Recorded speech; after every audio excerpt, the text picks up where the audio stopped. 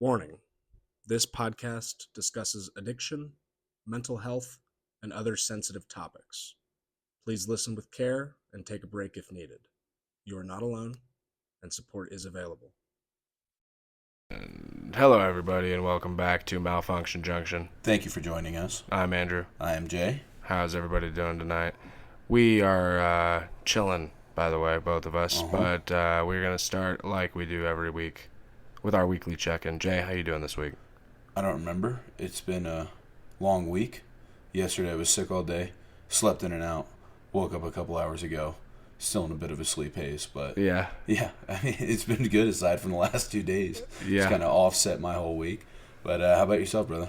I have been really good this week. We cast our film, Nice. and with I'm working on with Travis Wormwood over there at Pumpkin Hill Radio. Yeah. Which go check that podcast if you don't already. Check that podcast out. But yeah, so we're making a film called Night Cook. Nice. And I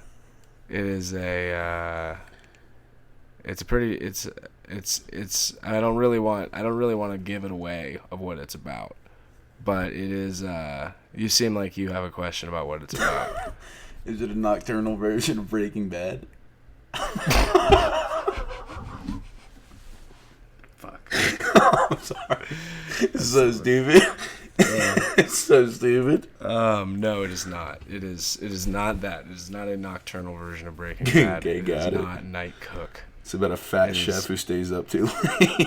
That's closer. All right, That cool, is cool, closer. cool. The guy that we got to play the lead character is not fat, but yes, in my mind he was fat when I was writing it. Got it. Do you have plus size representation in the script? I'm gonna be on your ass if you don't, dog. Yeah, no, we don't have any plus size representation in our movie. I'll put it in my list of grievances, but I'm excited to see. Any idea when it's coming out?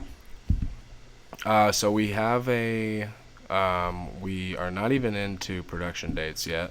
Mm-hmm. We're still going off stuff like that, or trying to find stuff like that to be done pre-production wise. Yeah. It's a lot going on, and it's tough. But you're through It's the a lot first of work. table read. That's great. Yeah, we got the first table read done, and That's awesome. it went really, really well. Better than I expected it to, and that's not to say anything against the actors as much as it is. I just didn't. It was really cool to see it come to And life. this is your first project, correct? Kind of outside of school, Right. like done outside of school. Yes, Awesome. I'm still in school, but I don't quite. I don't have the degree yet, so we're still finishing that up. Yeah, just got to get that done. But this is my first project outside of school, Cool. and it's a lot of fun. But yeah, so we're gonna go ahead and read one of our weekly emails for y'all. We had an interesting question come up, and this one I really liked this one. It was because I had thought about this a few weeks ago. Yes, very thoughtful. It was one of the first ideas that I'd had when coming up with this podcast to talk about this, because this is a hot and interesting topic. But that would be, this person says, I've been in and out of recovery the past few years, and lately I've been struggling with a recent relapse, feeling a lot of shame, and don't know how to get back on track. I want to move forward, but it's hard even to know where to start again. Yeah. I was wondering if you could talk about what to do after a relapse. Well, and I think we both can deal with relapse in separate. Both talk about relapse in separate types of we have different ways. variations of that for sure. And I think that for myself, relapse with drugs and alcohol is more prevalent from my experience. Mm-hmm. Yours might be more mental health. Right. And it's for drugs and alcohol, I have definitely experienced relapse, and it's been over stupid shit sometimes. For one time, it was over. I just got bored. When I was I suppose 22, and I had gotten back from rehab in Texas and was back in California, and I just was like, I was working a lot and I could just to pay some bills, and I was just was like, fuck it, I'm gonna start drinking again because I was bored. It was like a week after getting out of rehab. Yeah, I mean, unironically, boredom is a staggering cause of addiction in like rural towns and communities. Oh, absolutely. The lack of other things to turn to, makes drugs a far more interesting option when you have, fewer pastimes. Yeah, and in my, I grew up in a small town, so I was just in a small town, and it was not healthy for me to be there. I need places. I mean, like I could probably do it now. I could probably go out in the mountains and live with, my girl and just hang out and have a fucking, homestead type of thing. That sounds sick, but like, yeah, the older I get, the nicer it sounds. But like, it also doesn't sound good when I'm a kid. Of course not. But yeah, there were the boredom part, and then there was the next time I relapsed was getting stabbed, which that one was just having fun. We were just trying to have fun and just trying to get drunk and just have a good old time, and of course that ended poorly. Not so much fun when you end up in the hospital, no matter what it's for. No. Very traumatic experience as well. That particular one, yes, yeah. But then I also relapsed another time over a girl. I was really into this one girl, and I don't know, I was drinking a lot, and it was just a weird time in general during COVID and all that. And we broke up, and I relapsed, and I spiraled pretty deep. Was that during lockdown? No, it was like 2021, which was not during lockdown in Texas. I know that some places were still pretty locked down, but not in Texas where I was. At least at that time. But yeah, and it felt when it came to the decision of like, I'm gonna, fuck it, dude, I'm gonna go drink. It was sudden. It didn't feel like there were no there were warning signs but it came like pretty quick. It came like the actual idea of like, fuck it, I don't care. It was like repeated. I mean, I guess the warning signs for me are like repeated failure.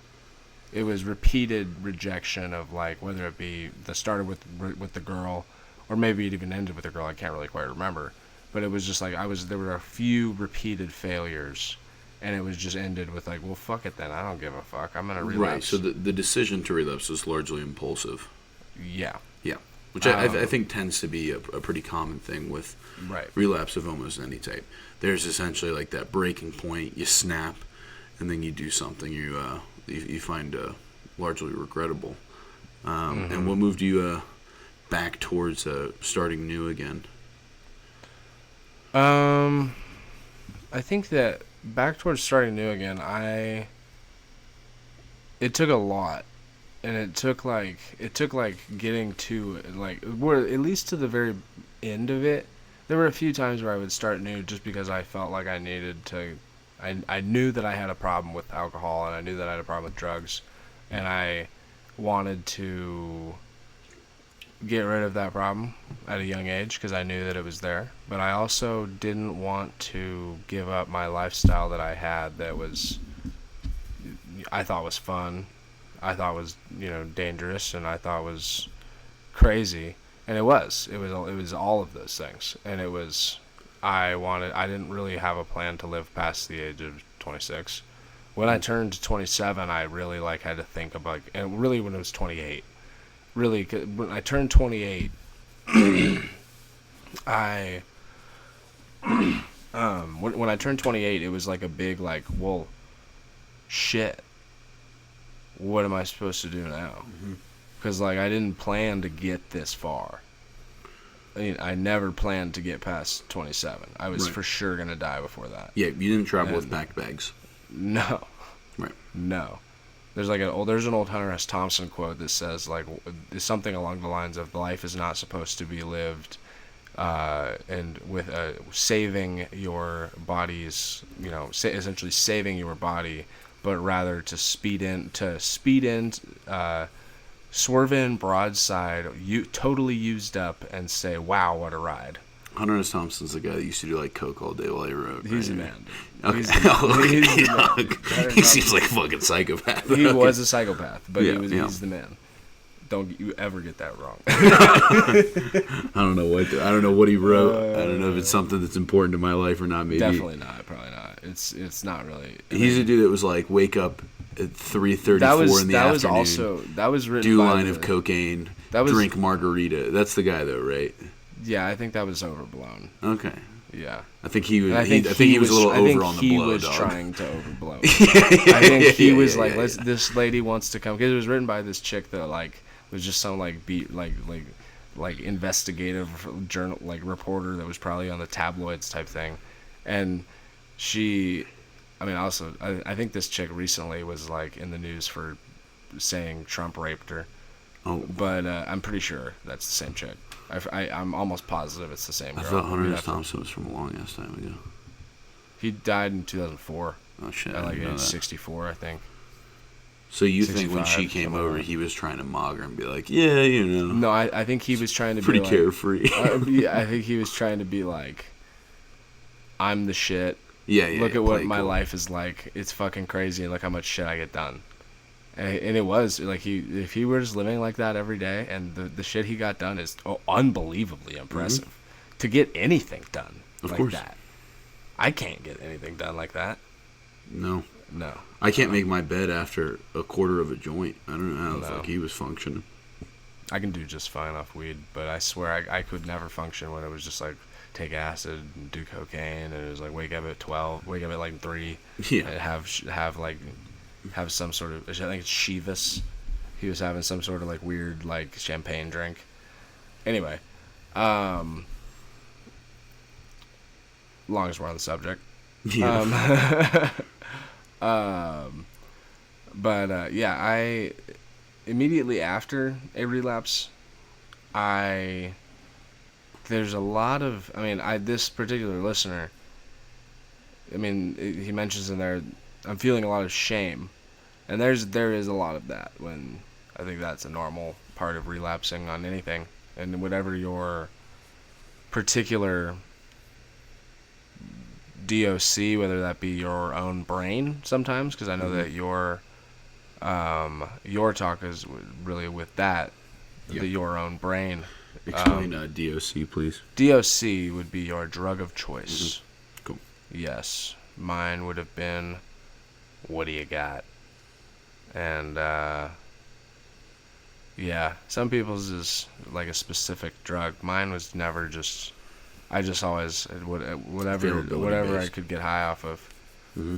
And that's why I went as kind of deep as I did, but not as deep as I did in like one particular way. It was kind of just the whole world of it. And I don't know if you've compartmentalized it enough, but when you talk about the shame, do you think that it was predominantly from internal, like your self-identity, who you are as a man or something, or was it mainly from the family members and other relationships you had at that time? I think it was from the family members and other relationships I had at that time. I don't think it had any, I think if I did not have the family members and the relationships that I had at that time, I probably would have died of an addict. Yeah. Died an addict, because there's still time. Mm-hmm. I'm not trying to now, but there's still time to die an addict. So, but it's I don't want to at this point. It used to be this could be kind of nice. Right, you chose to fight. Yeah, I chose to fight. I chose to fight in the war on drugs, on the side of drugs. Nancy's proud. Yeah. Now, how do you go about rebuilding those relationships? Some of them I didn't even get the chance to. Yeah. Some of them were like such close relationships, like parents, sister type thing. And I think that I got the chance to rebuild those by showing that I gave a fuck. Mm-hmm. And like showing that I wanted to live, and that I wasn't just trying to waste away my life. And it's if that's, if anybody out there is listening to this that's struggling with addiction, that is struggling also with rebuilding relationships, showing that you give a fuck is the number one thing. You have to show that you, 'cause to the people that love you and that you want to love you back, you have to show them that you give a fuck about your life. And you can't just fake that. You can't just put a smile on with that one. You have to really actually truly give a fuck about your life. Right, especially when it's family members, because so many of them, I mean, this is super prevalent with my mom, is all she wanted was for me to do well. Almost all of her anger, her frustration, the things she would bring up when I was kind of spiraling with consistent drug use was, her main issue with it always was that she was worried about me and constantly concerned. And the arguments we would get in is that, Jacob, you're gonna kill yourself. Jacob, I don't know what's happening to you. Jacob, you're gonna end up in a ditch somewhere. And it was those types of conversations where she was consistently frustrated with my, over drinking and over smoking, and I had ended up in the hospital once, and so she had a lot of concern, and trying to argue with her never worked. It wasn't until I started making better decisions and choices in my own life, and showed that I was going to take care of myself, that she finally kind of let up on me. And it wasn't the rebuilding the trust in the relationship wasn't so much with me doing things to appease to her. Everybody's situation's different. Most of my drug use was very separate from my family. I hadn't gone out of my way to intentionally wrong her at that time, or steal from her for using. So for some people may find that rebuilding of trust varies. I definitely had some issues with lying at the time, so there was a little bit of that, where she didn't trust that I was doing the right things. But as I continued to make some steps and improvements, that's when I think the trust started to come back a little bit, because all she really wanted was my best outcome. I think that's important to realize, is that that's all they do really want for you. The ones that love you, the people that truly love you, all they want for you is your best outcome, for you to be the best version of yourself that you can be.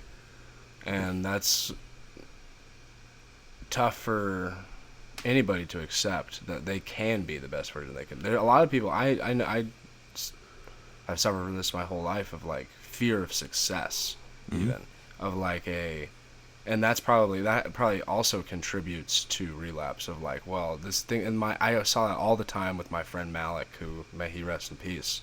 He was a good friend of mine who passed, unfortunately, a casualty of the war on drugs. And he always would relapse during his best times. He would like make a big sale at work or something like that, and then I'd find him nodded out in his car.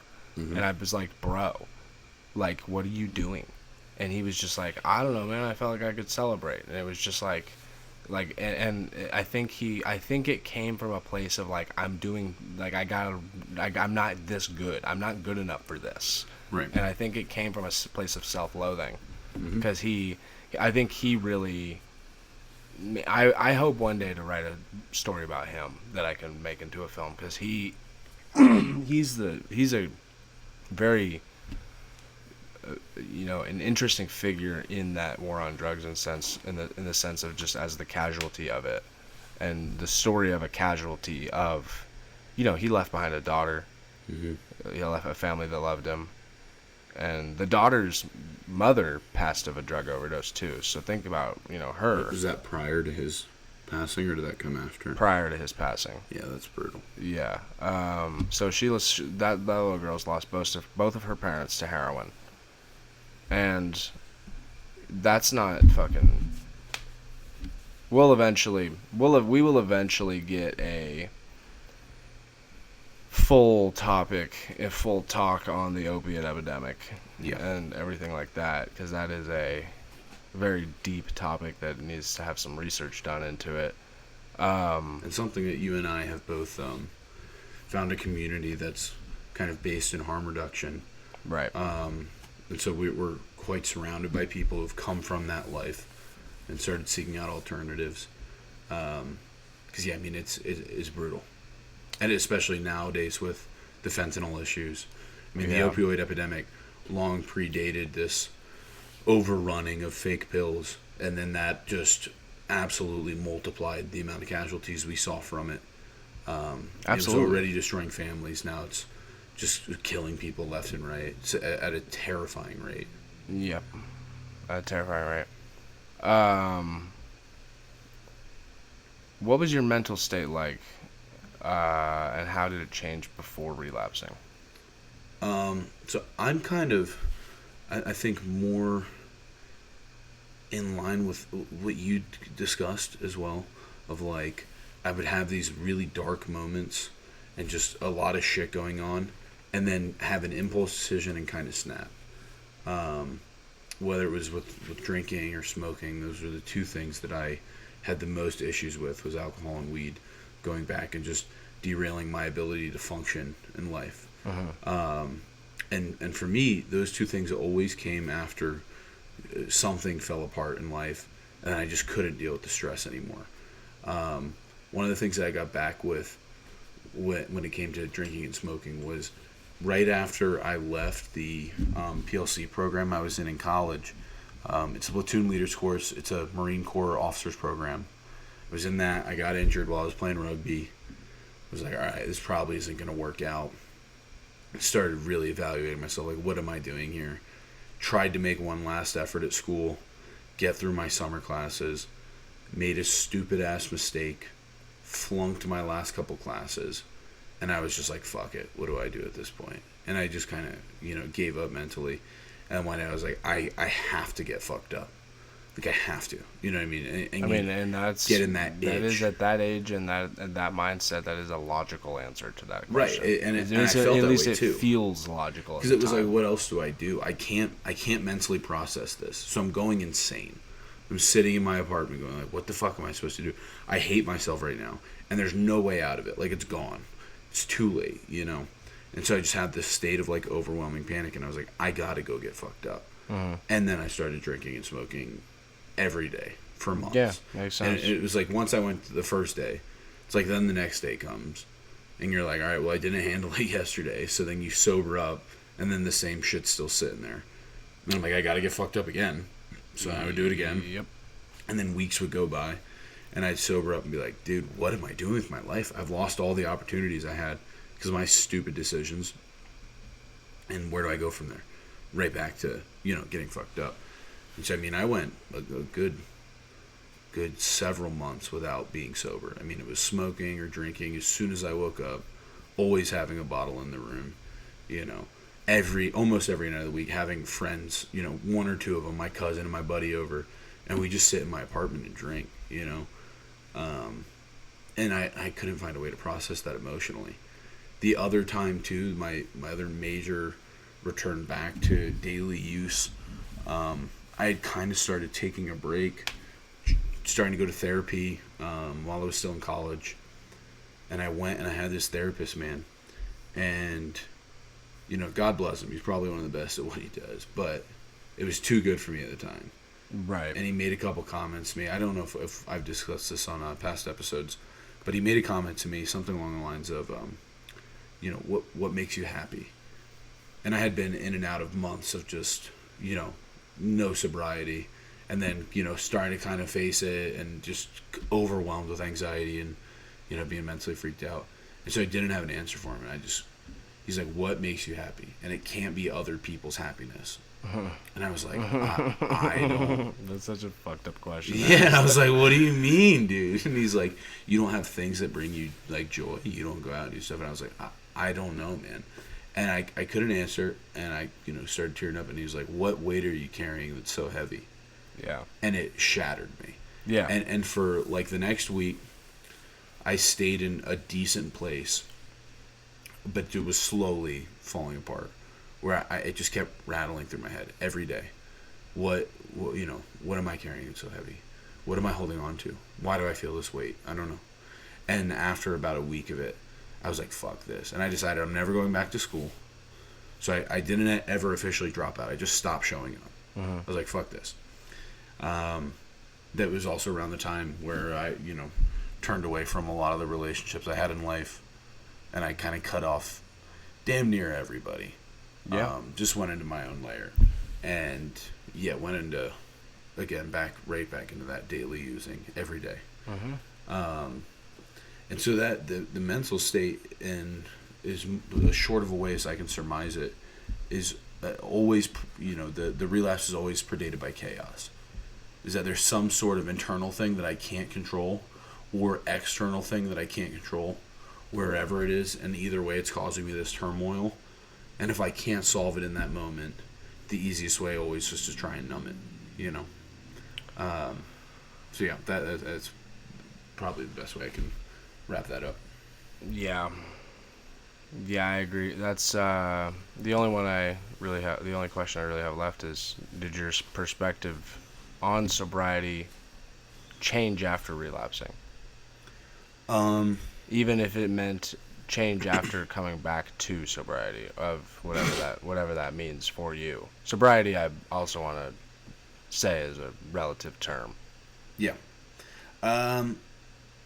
If I'm being 100% honest, I can only say that every time after going back into heavy drug use, until the most recent time, but every single time leading up to this point in my life now, sobriety just felt more and more and more like a burden and a challenge. Mm-hmm.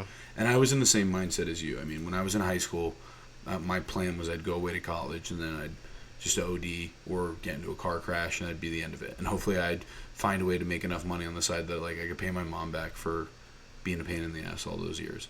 And I just wanted to all right, I'll find a way. I'll go sell cars or boats or something. I'll go to, FIU down in Miami. I'll sell boats on the side and then I'll pay off my mom's house and I'll die in a car crash. And then when I got to college, I was like, all right, I'll make it till 25 and that's when I'm done with this shit. And so, like the same as you, I was traveling with no bags packed and then got to the destination. I was like, fuck, I don't have anything I need. What do I do here?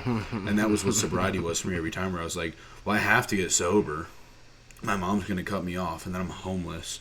Or, I don't have any other options. I can't get through work. What the fuck am I going to do? So I'd force myself into it. And then I'd end up standing there sober going, fuck, I got to do this again. Like every time it was this really brutal position to be in. I never felt rewarding until I finally got to the point where I was just at my breaking point with drugs. And I was like, all right, I got to get off this shit. Mm-hmm. And that's when, I stepped into where I am now. And now I don't really have much of a desire to drink. I've gone back a couple times a year on very light occasions. Right. With like my brother in town or something, not getting fucked up, just having a couple drinks.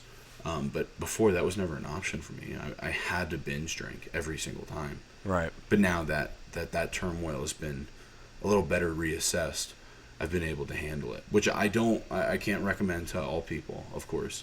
No, everything's different. That can be very disillusioned too, of like, oh, well, I'm good now. And then all of a sudden you're fucking right back to square one. So I don't want to recommend There's something in the big book of Alcoholics Anonymous that says something along the lines of the man who is able to have that one or two drinks again and then set it back down is something along the lines of like, is a blessed man. Right. It's like it's that man may live somewhere, but that man might not be you. Mm-hmm. And I don't think there's any real way of knowing too, because until you try it out. For right now, you may not want to try it out. Right. If you're a past alcoholic or drug user of any type, and you go, now I'm good. Now my life is better. I had this a lot. As we discussed, more along the lines of mental health with like. If you want to call it a relapse or falling back into with depression and these really dark spirals of life, a lot of times I got to a point where I was like, I'm good. Like I got out of it. I'm fine now. Like my life's going good and I'm taking care of shit. And then inevitably something would happen. And I'm like, oh fuck, no, I'm not. You know what I mean? And I'm right back to square one. Right. And so that can happen too with drugs, where it's like, all right, well, I'm good. I can drink socially again now. And you put yourself back around these things because you think you have this control in your life. And then the next thing you know, something happens. You lose someone you love. You lose your job. You get caught up on bills. Whatever the fuck happens. And then all of a sudden that social drinking you thought you were capable of goes right out the fucking window. And you're back to, the heavy overuse. Sure. So for some people, especially if it's been incredibly destructive in your life, the only thing I can recommend is trying to entirely abstain from the things that led you to where you're at. Right, absolutely. I agree with that exactly. for you and your experience with relapsing, and then getting back into sobriety, have you ever felt like giving up on sobriety pretty close to around the time when you relapsed, and then getting back on track? Well, yeah, because when you start back up again, it feels fucking awesome. Yeah. Like, at least it did for me. It was like, it felt like, oh, fuck yeah, what have I been doing? Like, I love the taste of beer. The alcohol feels so good. Like, oh man, the cocaine, the way it smells, like, it just, like, and like the way it feels, like, all of it was like just so good when I actually came back to it, but then it just completely fucked my life up. And so dude, it's not that I don't like these substances. Right. It's that they fucking don't work for me. Yeah. They do not work for me. I think that's really important for anybody to recognize, is that what works for you and look, what works for other people, that's great for other people, but you want to be in charge of you. You're only in charge of your own reaction and your own interaction with other people. Right. I think it's important too, because it's very easy to get into the mindset of demonizing the things around you. And I think, at least for my personal experience with mental health and drug use, the best thing that ever happened for me, the best trick I ever learned, was, I don't want to say internalizing, but rather giving myself internal control over these things. The more I tried to externalize it and blame it on the things around me, the more out of control I felt. They're like, oh, it's the substances, oh, it's the circles, oh, it's the people. And then, as the saying goes, wherever you go, there you are. And so I just go, this thing is bad, I'm going to go somewhere else. And then there'd be a different thing, and I'd pick that habit up. Or I'd pick up a different habit of isolation or, disassociation, and still not getting my shit done. And so when I would stop doing that, stop trying to blame it on the things around me, and just go, it's not this substance, it's not this circle, it's my ability to deal with it. As soon as I did that, it gave me something internally that I could work on. Without it, I was just kind of helpless to it. And then it's a really defeating feeling. But I was like, oh no, this is my personal relationship with it. This is my experience. This is my inability to cope. Right. It just, like I said, it gave me a mountain to climb. And then I had purpose in changing my behavior and trying to understand myself more. It made self-work feel more rewarding. And I've seen this with some of the very close people in my life that have, gone through these really dark spirals, where certain people, when they get in the deep within addiction, and you're trying to just show them, here's all the things outside, or one of the best examples I can give you, I've talked to a lot of people about this, when you're suicidal and someone says, think about all the people that love you, think about your loved ones. It's like, if I'm suicidal, do you think I give a fuck? You think I haven't thought about that? Yeah. And you're like, oh, think about, what would your mother think? And it's like, you think I give a shit? This is about my pain. This isn't about my mom's. What the fuck are we talking about here?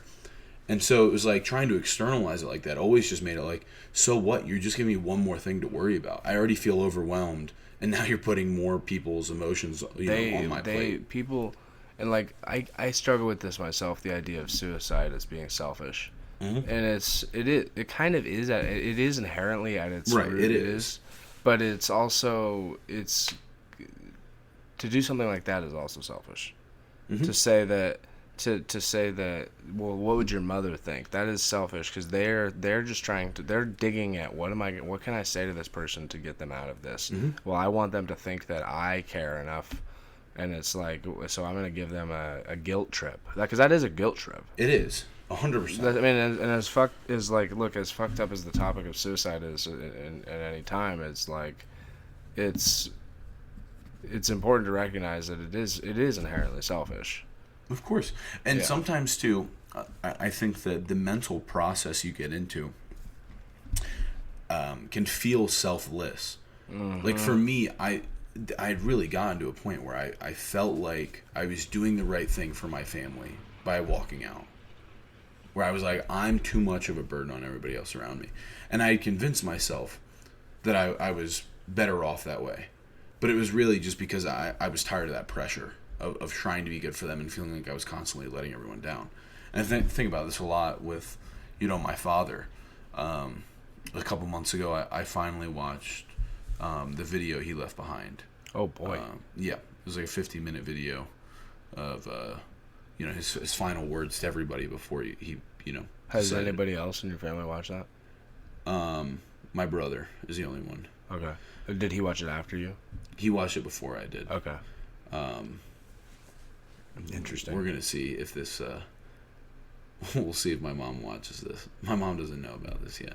Fair enough. But the point is, watching that when I was young, I had all these thoughts of like, he clearly didn't love us, because if he loved us, he wouldn't leave. And then I watched this video, and I'd kind of already come to grips with it a little bit after dealing with being suicidal in my own right. But listening to the way he talked about us, and how happy he was, and seeing the smile, and I was like, this is a person who's very clearly convinced themselves that the world is better off without them, and that he couldn't deal with it anymore. He'd reached his breaking point. It was over. And so I don't think that, like I said earlier, any amount of going, hey, look at all the other shit, look at your kids, I don't think that would have reduced the burden in any capacity. I think it only would have increased that. And so whether it's addiction or depression, because I think the two are innately tied together a lot of times, I just think that externalization sometimes kind of removes your ability to feel like you have any control over the situation. And sometimes going like, hey, you can be good for your kids. Like you have that capability. Look at all the things you've done that is good. You can do more of that. You're capable of that. That is so much better, at least as a man, and for the experience I've had with my friends that were like literally on the ledge of killing themselves. That was always the thing that kind of turned it around. It was like, hey, dude, you have the power to fight through this. It wasn't, oh, dude, look at what a piece of shit you'll be to everybody else, like that doesn't make you feel very good. But if you go, hey, like, you can take charge over this, it gives you a very different perspective on the possibilities in life. I don't know if you ever had that experience with what you learned in rehab centers, if that's a kind of a common theme, or if they address it a little differently. But I'm curious to hear. It's pretty spot on with that. Yeah. Yeah, it's pretty spot on with that. It's that you have to take that's one of the things that, like, that's what, and this goes into our question last week of the higher power thing. Mm-hmm. That's one of the things they tell you of why you want to have a higher power, because you have to lower yourself.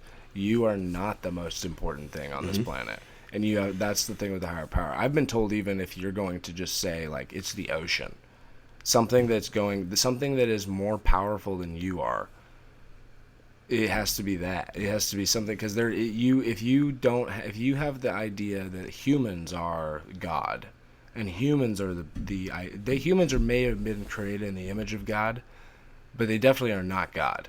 Right. And they may be the gods of their own creations that they can create as an artist, but that's also what our God is, the artist, at least in my mind. And it's I don't know, I'm getting off track a little bit there. I like where you're going with it. I think that what I could add to that is that if you believe that you are that, if you believe you're God, it gives you this innate sense of pressure. Right. And a lot of times, it's power and pressure are not the same thing. Correct. And having the ability to change a situation without saying you have to change the situation is two very different outlooks. And that whole, if you are trying to be your own God, and it's like, all right, well, I'm the biggest thing in my world and I'm failing, of course you probably want to walk out, because you're supposed to be the highest thing around, and then all of a sudden that falls apart. And I wonder a lot if that was something that played into my dad's passing, because he was an atheist. Okay. And he made a lot of comments about it. That makes and this sense. is kind of like, in the video he talked about this, like, essential nothingness, and that everybody's a sheep, and what can I even do here? And it was this very, like, giving up on the world. Like, he had lost any sense of power over the ability to change where he was. And he's like, I just can't get past this. One of the things, I mean, he talked consistently about not being able to get out of debt, right? Right, that's a scary one. And also to add to this, because it's pertinent to the topic, my dad was a heavy drinker. Yeah. Not the abusive alcoholic. He was pretty good to me when he drank. Usually he kind of lightened up.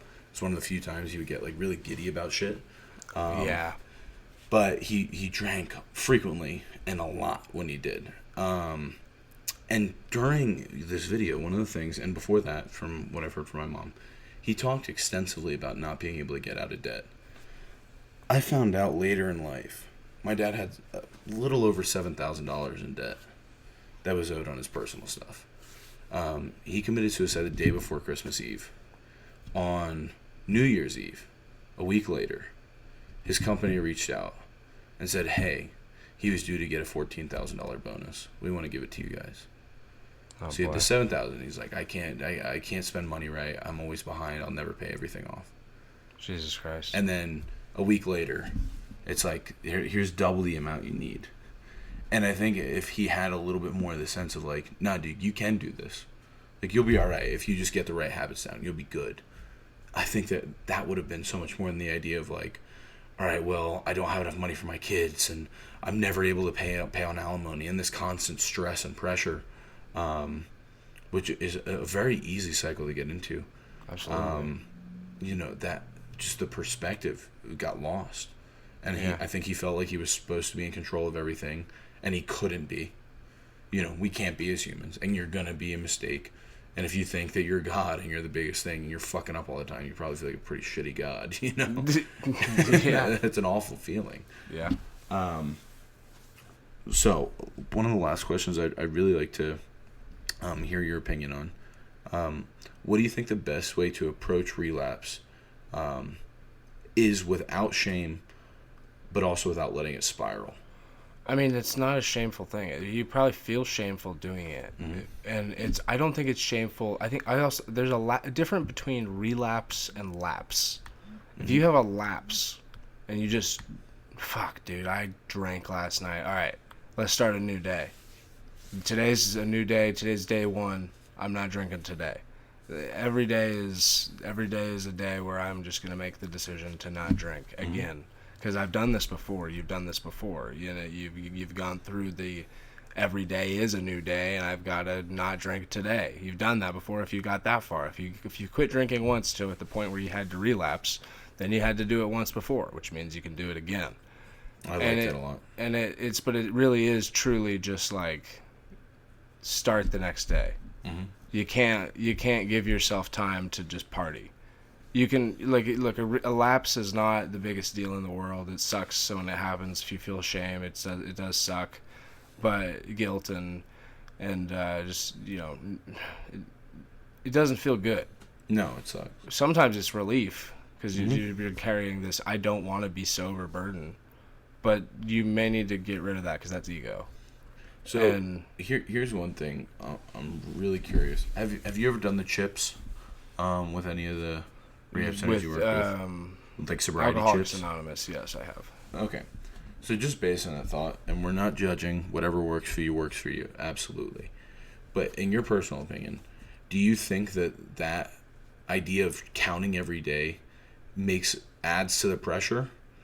And that it can kind of add to that burden? And more importantly, does it make a relapse feel worse? It makes a relapse feel worse for sure. Because you're like, all right, I built up all these chips and then I fucked up. Because rather than, all right, you had one bad day in the last 180 days, you're now at day 0 when you had day 180.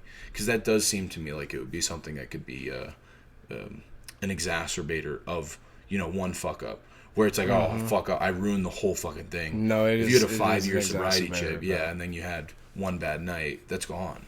No, absolutely. That is like a contributor, I think, of that.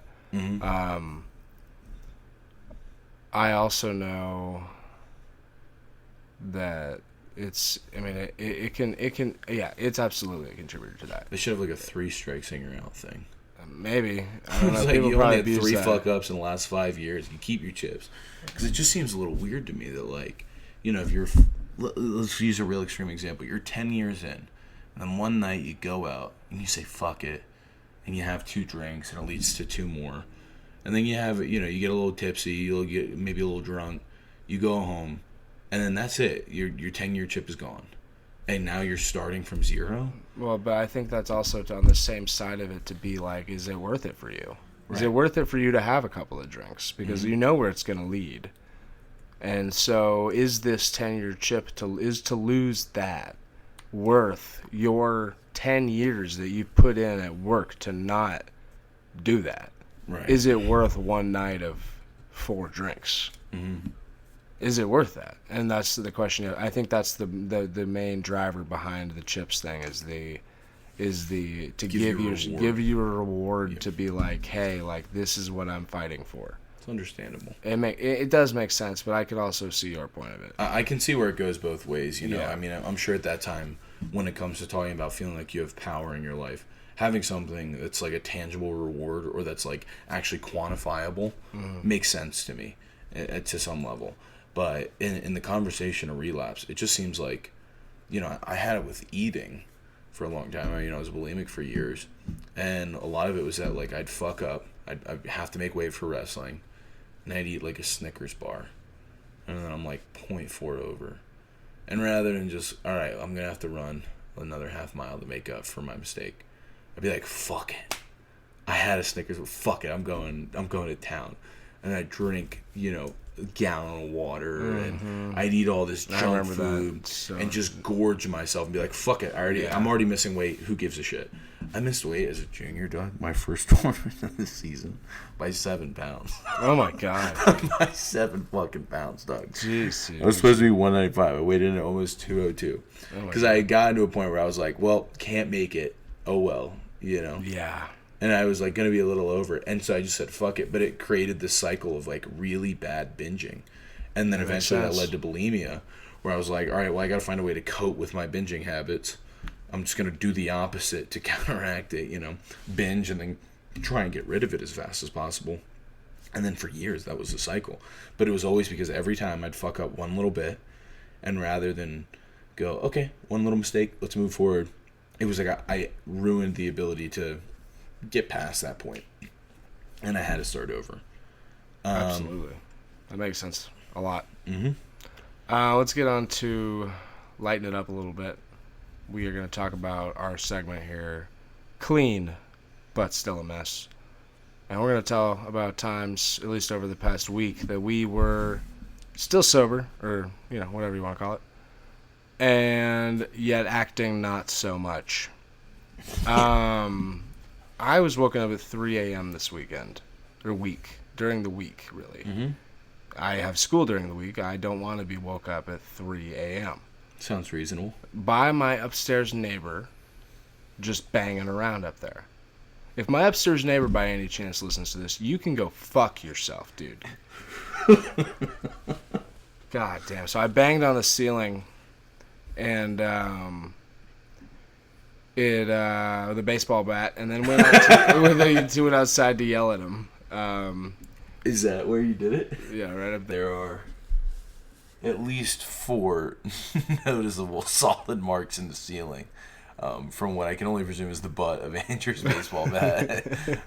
So please continue your story. Yeah, so I went outside to yell at him after that, and yelling just brutal terms at him. I'm sure that my other neighbors were not real excited to hear at 3 a.m. No, probably not. But yeah, that was my thing the other day. Any resolution? Did the baseball bat work? Did the yelling work? Do you get a response? Anything? No. And I've talked to the front desk people of like, yo, this, because it's all the time. It's literally like every night at like 3 a.m. It's like, and it's really loud and just stomping, and it's just like, and like banging, like moving furniture for sure. What could it be? And meth head probably. That's Have my you ever only gone guess. up there and I've knocked? gone up there and knocked twice, because I got an Amazon package delivered up there, and I like went up to go get it, and they like wouldn't open the door. I knew they were up there. I could hear them, but they wouldn't open the door. Little fuckers. It wasn't in the middle of the night either. It was fucking middle of the day, and it was just like they wouldn't open. Fucking assholes, dude. Sounds like real class act people. Whatever, dude. Anyway, how about your clean but still a mess? All right, man. Listen. Sometimes I'm not great at this whole adulting thing. Okay. None of us are. It's a fake thing. Agreed. I sometimes I just don't give a shit about things enough to even know if I'm in the wrong until after I find out I'm in the wrong. So this week, your boy found out that Colorado allows landlords to terminate tenancy for late payments. I thought I was doing them a favor, okay? Because every week I pay with cashier's checks, or every month, sorry, and every month I pay them an extra $100 in late fees. That's a win for them. They've collected an extra $2,000 off me in fucking late fees. Whoa. I pay late almost every month. How that works. I pay late almost every month, and I figured I always pay before the eviction date, which is usually the 25th. Every month they get paid.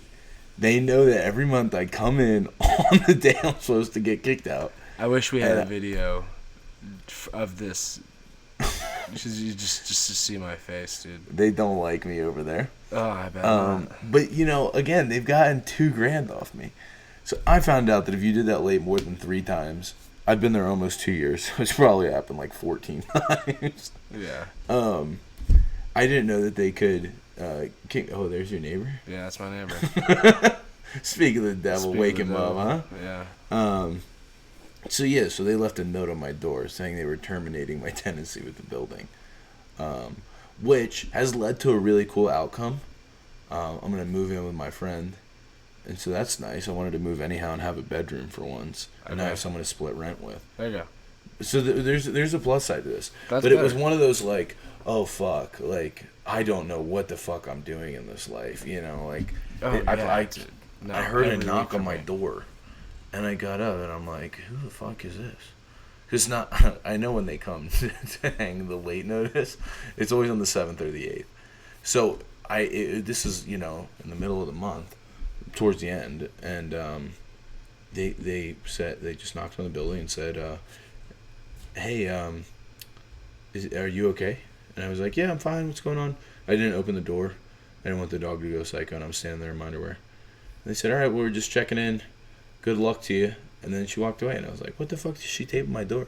And then I opened up, and I saw termination of tenancy, and I was like, oh, no, what'd I do this time? And that's how your boy found out.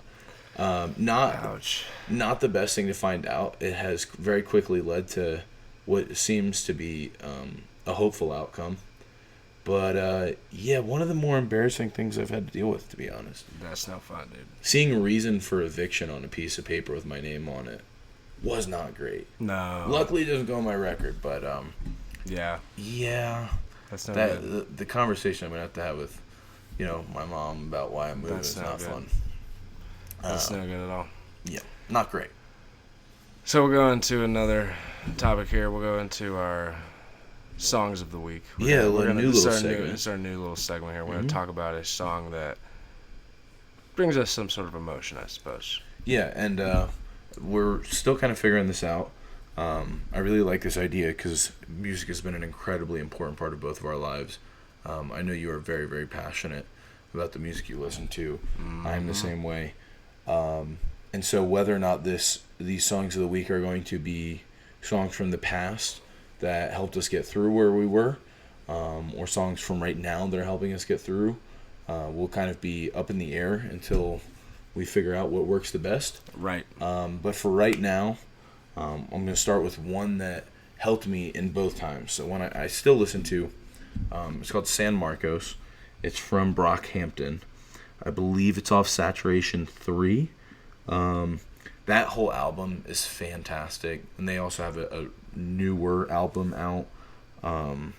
Drive Me Up a Wall, I can't remember it. But they have a bunch of really great stuff about the patterns of addiction, getting through it.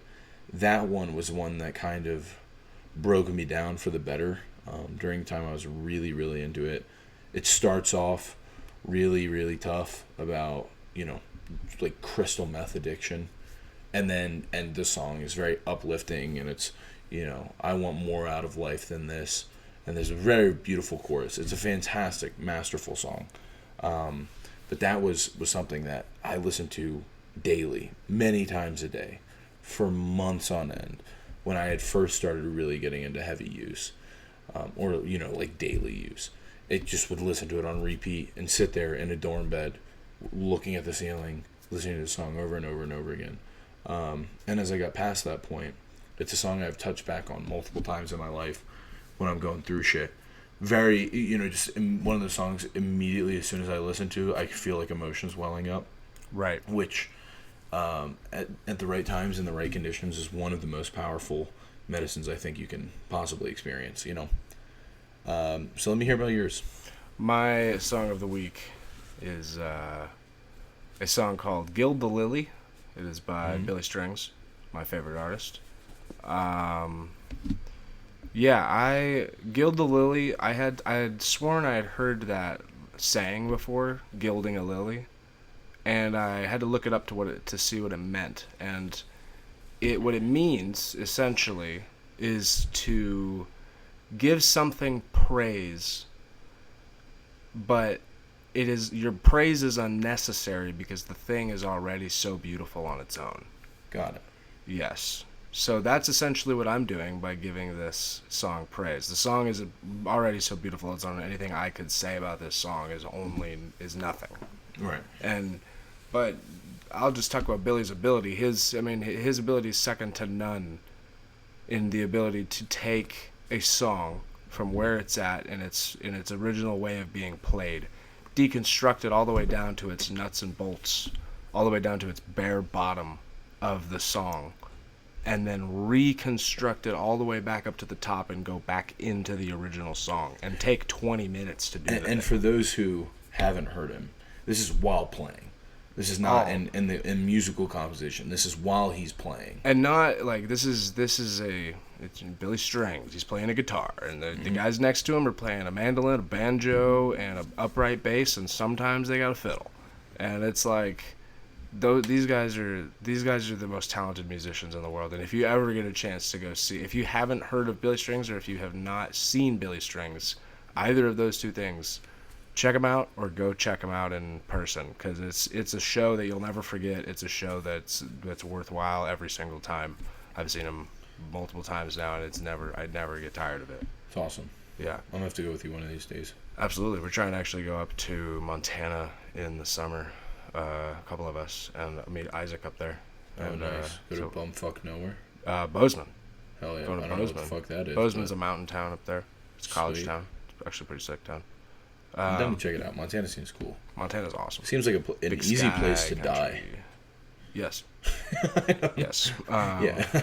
He's in my buddy Isaac. Shout out Isaac if you're listening. He's up in Wyoming now, and he. Which one do we border? That one. Oh, okay. We border Wyoming. He's just way up. He's way up there. Got it. Okay. He's not anywhere near Cheyenne, which is where we're near. Heard. Okay. But yeah,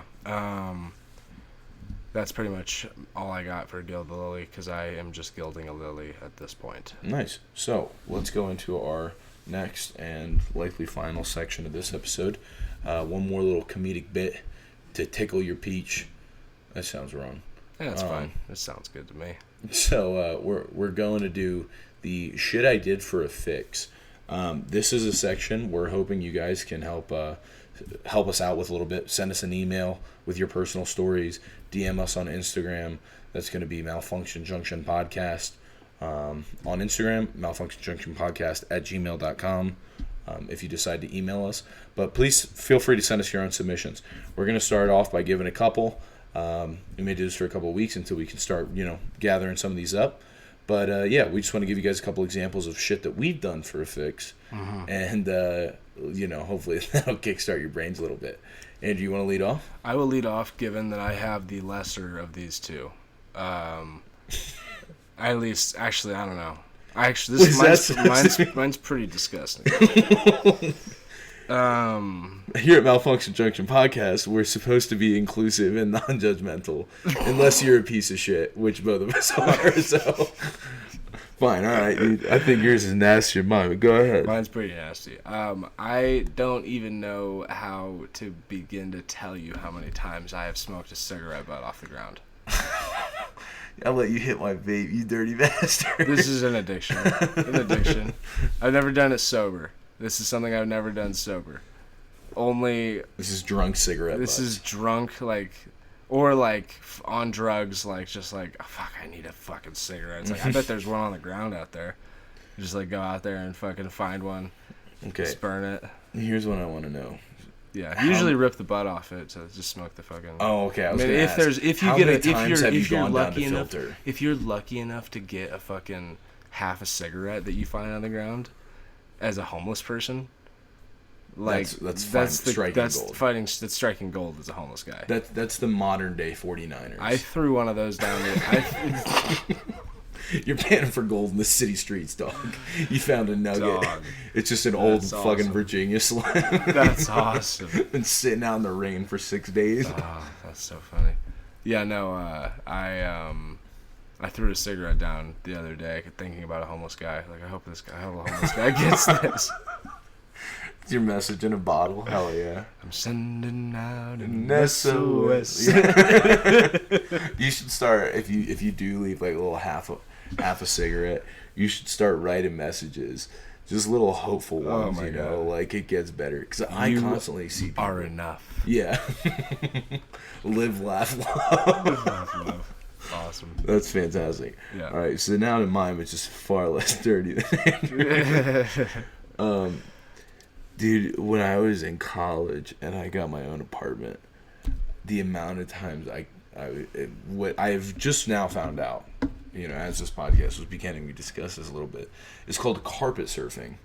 Yes. I was not aware of this, but taking a sock, I am familiar with this throwing term. that over a vacuum, and then forking up the carpet while vacuuming over. And I'd like to say that this is I've done carpet surfing before. This is a new form of carpet surfing to me. It's an effective one, dude. I'm sure it's a very effective form of Don't carpet do surfing. this if you're still in the deep cycles of addiction. Don't do this. It's bad. But Drugs are bad. drugs are bad. Okay. But at the time, it was an incredibly effective method at getting your money's worth. And that was just that sock over the carpet, dude. Or sock over the vacuum. And Yeah. I got so much good stuff that way with my cousin. Oh, sorry, Mike, you're in this with me now. But that, and, you only ever get enough for like half a bowl. Yep. And then you get that, you mix it with some scrapings out of the bowl. You get a little bit of that nasty butane tar resin. I got a friend who I think is listening to this right now. Shout out Rodney. Hey, If Rodney. he is. Rodney. Rodney. If he's listening right now, man, we could have used that in your old Ford fucking Explorer, dude. We could have. When that one time when we dropped all that weed in your fucking truck, oh my God, we could have used that shit, dude. Shop vac and a sock. Why didn't we think of that? That's another one too. The level of panic and immediate mental breakdown I would have when you're like broke and you've only got a little bit left and you drop some, or you're like rolling something and you accidentally breathe on it and you send it scattering, and it's like, oh my God, and then you're hand picking with a fucking pair of tweezers. I remember I had one time a thought. I was like, I wish I could be rich enough to not have to worry about burning all the way through a bowl. Like I every time would just smoke every last bit of green in the bowl. And when I was a kid, and now I didn't realize that I'd still be poor when I'd get to that point. I didn't realize that would be the case. That I'd just eventually get like, fuck, I don't care. I'm not smoking it's greens. Give me greens, dude. Like, I didn't realize I'd still be poor when I got to that point. Did you always smoke it till it pulled through? Yeah, every time. Yeah, okay, attaboy. Yeah, absolutely. This is being financially responsible. This is being financially responsible. Yeah. Yeah. I can't. The taste is coming back to me. I'm Ass. not very happy about No. it. But yeah, that carpet surfing, combined with keeping every used liquor bottle I had on my shelves and getting about a half a cap full, enough to get like 2 shots out of 45 empty liquor bottles. That's disgusting. And the combination Not is good, really dude. something. Like mixing like wild turkey with Svedka. And the Skull vodka. And, oh God, it was horrific. But at that time, I was doing anything for a buzz. I just wanted to not be sober. Yeah. So yeah, I think that covers the shit I did for a fix example. Well, coming up next time on Malfunction Junction, we'll have something great for you. Yes, In the we meantime, go ahead and go out there and follow us on Instagram. Again, that is Malfunction Junction Podcast, all one word. Mm-hmm. And again, Malfunction Junction Podcast @gmail.com for our email. Hit those lines, give us a follow, send us an email. We again are needing things for the trauma bingo. Mm-hmm. Trauma bingo is a big one. We're trying to come up with something for that in a couple of weeks. And then also we've got our shit I did for a fix. Please send in those things. Shit I did for a fix is anonymous. Trauma bingo, if you'd like to participate and you'd like to have your trauma read out on live on air. Not anonymous. Not anonymous. That one's not anonymous. And the big one, too, is please send us any listener questions you may have, topics you'd like us to cover. That makes up a big bulk of these episodes. And we really appreciate talking about things that are pertinent to the people listening to these. Where are we now available on? We are available on everything. Spotify, Apple, and YouTube, Amazon, and all of the little ones, like the little the podcast networks that are everywhere. Yeah. We're literally everywhere. That's sick. So find us on anything. You can watch us on YouTube. If you don't have YouTube Red, pull up Spotify or Apple, and you'll fucking listen to us while your phone's off. On the way to work, wherever. We'll be in your head constantly. True. Mm-hmm. All right, everybody. Thanks for joining us. Have a great night.